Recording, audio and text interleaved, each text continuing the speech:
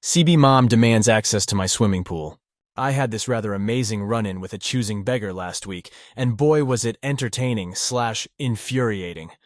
I'm renting a one-story house with a private swimming pool with my wife. The house is part of a small neighborhood of 6 houses in total, 2 of which are slightly bigger than the others and have a private pool each. Those 2 are a fair bit more expensive for obvious reasons. Last week someone knocks on the door, and I go to open it.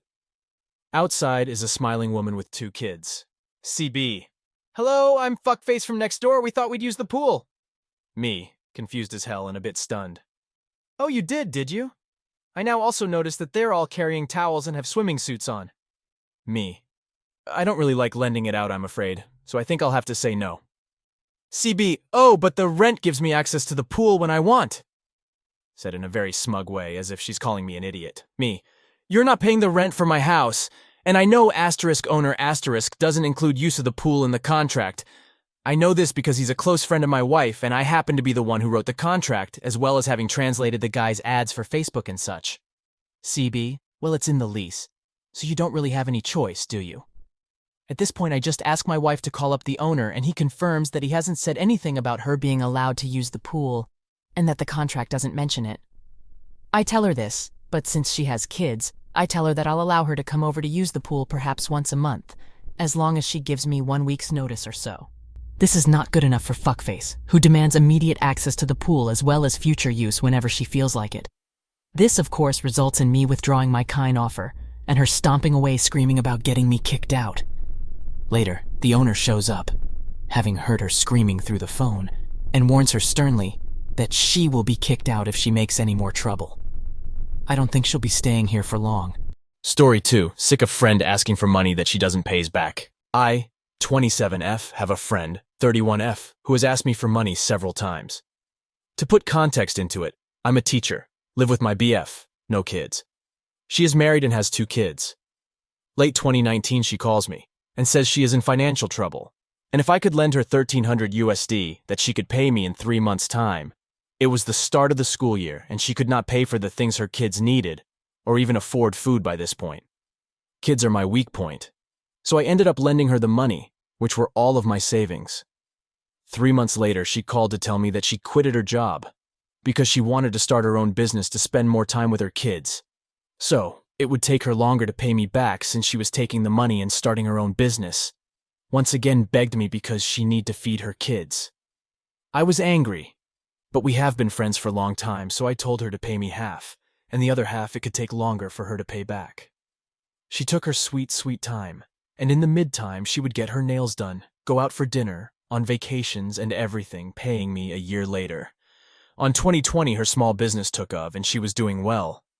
She called me to ask if I could help her oldest kid, 9F, with her online school, since she was falling behind and that she would pay me. Again, kids are involved, and I gave in. Silly me.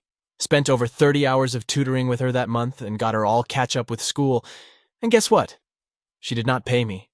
She would go on and on about how she would do it next month and never did. After this, BF and I distanced ourselves from them, and I got tired to ask her for the money, so I just took it as a life lesson. Last night she texted me after a long time with the same speech. She's having trouble with her business and has no money. Husband has his own debt and needs me to lend her money. $1,000 will do. I've learned my lesson, so I said I don't have money to spare right now. She continued with her sob story, but I did not cave. That same night, last night, she called me at 2 a.m., waking me up, of course. She started talking again on how she couldn't sleep since she really needs the money. They could even get evicted, and that if I love her kids, I should help her. So you could imagine I snapped. It was late, but I told her something like, if you live beyond your means, it is not my effing problem. I'm not responsible for the well-being of your children, no matter how much I like them. She should stop asking for money and get her awful life together on her own. I also uninvited her family to my BF birthday next week, telling her I am cutting this friendship off for good. Woke up to text from her husband saying she trusts me the most, and that why she asked me for money, and other friends saying I should just say no and not humiliated her like that. Another even said since I do not have kids, I should look out for those who do. Story 3. Today I got trapped in a supermarket by a literal choosing beggar. So I stopped by at the supermarket between Zoom calls today, and this guy approaches me on the way in. For context, I'm a 21 YOF and apparently also a grade A chump. He tells me he's short on cash, and could I please grab him some juice and a snack? I say sure. I've been broke myself and know what it's like to be hungry. I never give away money, but if someone needs food, I tend to just think whatever and hand it over. He follows me into the store. Bit weird, but okay. He picks out his **T, and I start looking for my own stuff. He looks confused that I'm doing my own shopping and holding him up, saying, "You don't seem very concerned about me. Like I'm telling you that I need help and you should be concerned." It's iffy. At this point I'm thinking, oh no, he's getting needy.